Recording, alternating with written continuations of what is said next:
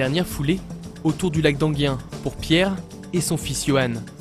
Dans quelques jours, ils prendront la direction de l'Alaska.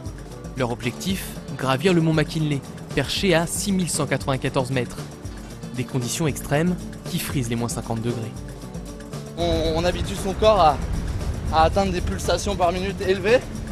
Et c'est important pour qu'il amène l'oxygène raréfié dans tous les muscles du corps, quoi. On est fin prêt, on a plutôt intérêt puisque c'est dans une semaine.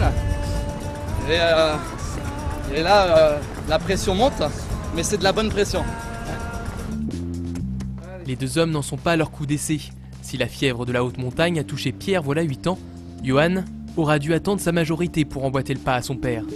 Depuis, les deux hommes laissent leurs traces sur les sommets du monde entier. Le Mont Blanc en 2008, l'Aconcagua donc en Argentine en 2009, en Russie, dans le Caucase plus précisément, le Mont Elbruch En mai 2010. en mai 2010.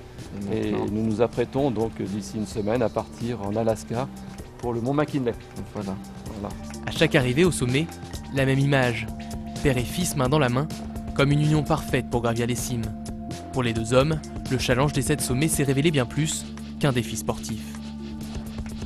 L'amour filial est exacerbé. Il y a des moments où on se regarde et la parole n'est pas nécessaire, on se comprend. Je peux être son meilleur soutien comme il peut être mon meilleur soutien. On peut dire qu'on a un avantage peut-être sur d'autres personnes dans l'expédition qui ne connaissent personne avant d'arriver sur la montagne.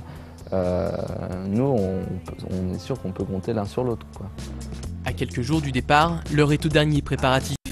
Casque, corde, baudrier, rien ne doit être laissé au hasard. Au final, ce sont près de 60 kg de matériel que les deux alpinistes devront chacun traîner derrière eux pendant les 2 semaines passées sur le plus haut sommet d'Amérique du Nord.